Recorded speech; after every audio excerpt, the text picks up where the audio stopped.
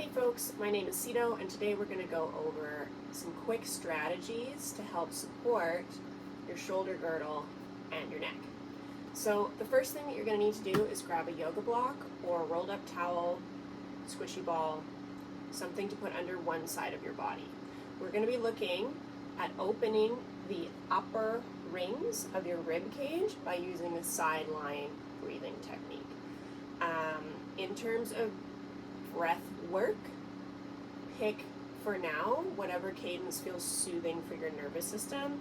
You can always layer complexity on afterwards, but first we need to get permission from your body. So you're going to lie down on one side and you're going to place the yoga block underneath your armpit. If you're somebody who likes to have more neck support, you're welcome to put something under your head as well. But it's not necessary from an alignment perspective, just if it feels better for your body. So lying down on your side, placing the block under one armpit and letting yourself lie onto it completely. So again, this is where I could put something under my head if that was going to feel better for me. Your free arm is going to slide up to the ceiling to start. And your legs can be at around 90 degrees, whatever feels good for you and wherever they need to be to feel like you're not falling. Again, we're after comfort here. So arm is raised to the ceiling, and what this is doing is it's opening up the armpit on the top side of our body. We're going to lie here and we're going to take about 10 to 12 breaths total, directing the air into the freed up armpit and taking a nice soft exhale. So preferentially, if it's okay for your nervous system, we're going to go with an inhale through your nose and a soft exhale through your mouth. Again, if that's the type of breathing that makes you feel nervous, then please pick the option that feels least stressful to you.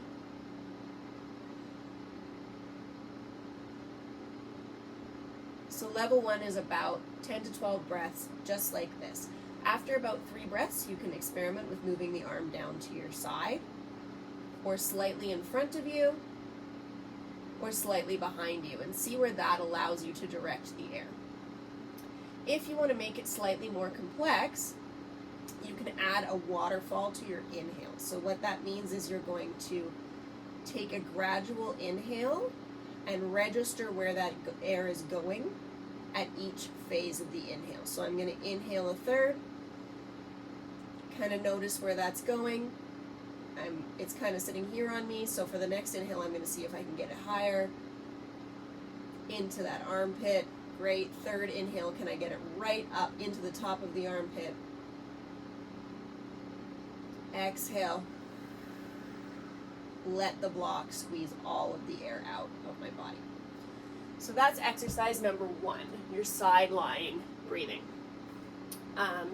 Exercise numbers 2 and 3 are what are known as mind-muscle connections, a concept I ran across thanks to Andreas Saltis and also my good friend Pam over at Revive Somatics. They're very cool things. Basically what we're doing is we're going for a maximal connection, or rather contraction of the muscle, to allow for better connection to the brain and therefore a better outcome in terms of muscle tone. The muscles we're after today are in the front of the neck to allow us to support all that upper ring in the rib cage opening we just did. So we're going to look at getting some nice activation through the front of the shoulder, front of the throat. My brain is going faster than my mouth. So that we can get better support for our collarbone and for these upper ribs. These are muscles that tend to get stretched out and weak when we have our head jut forward. And you can see by doing that, I've now compressed all of the areas we just worked really hard to open up. So the first one you're going to do is for your SCM, which is a muscle I'm not going to try and say the full name of today because, well, we saw what happened about 30 seconds ago. So you're going to turn your head to one side. If I'm doing my right side, I'm turning to the left. Then I'm going to reach my chin up like a little turtle sticking his head out of his shell. And then what I'm going to try and do is I'm going to connect I'm going to try and get these 2 points to move together.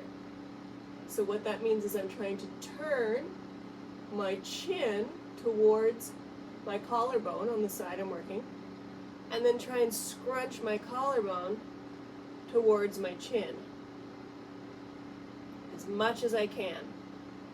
And you can see that I've got this pop out here. This side's slow on me. And you're wanting to hold this contraction for around 6 seconds.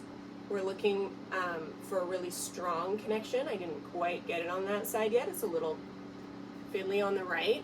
A cramp is not necessarily a bad thing, so a minimum of 6 seconds. You can hold it longer if it feels beneficial for you, but going short and infrequent at the beginning of a new thing is always the more progressive choice.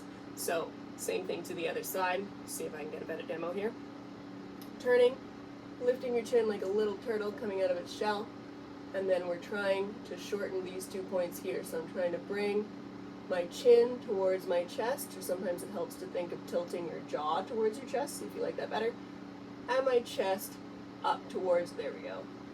And now I've got this guy going quite a bit. If it's slow, you can also tap it to get more feedback to your little brain. So again, about 6 seconds at whatever your maximal contraction is. You can do a couple sets in a row. When you're starting out with these, just start with less is more. And the second one we're going to look at are the muscles that support your hyoid and your throat in the front of your neck here. So for this one, we're going to be opening our mouth.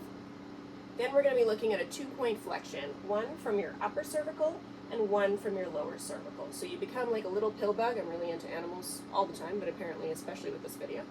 So a little pill bug rolling forward, starting with your jaw opening, then the upper cervical, then the lower cervical. I'm going to do it because I can't talk because my mouth has to be open. So,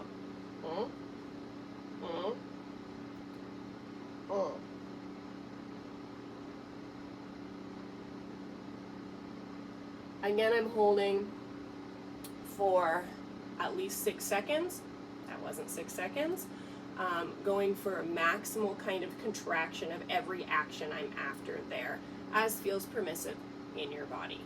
So these 3 exercises work well together, just to quickly review, because we're opening up our upper rings and then we're adding muscular support by getting better neuromuscular connection through the front of our neck. So what this is going to help us do is maintain better alignment through our upper body, our neck and our shoulders, and this can therefore help with better shoulder mechanics without even really looking at them at all. So give these 3 a try. If you've got questions, please let me know either in the comments or by hitting reply to the newsletter if you access this video that way. Okay, thanks.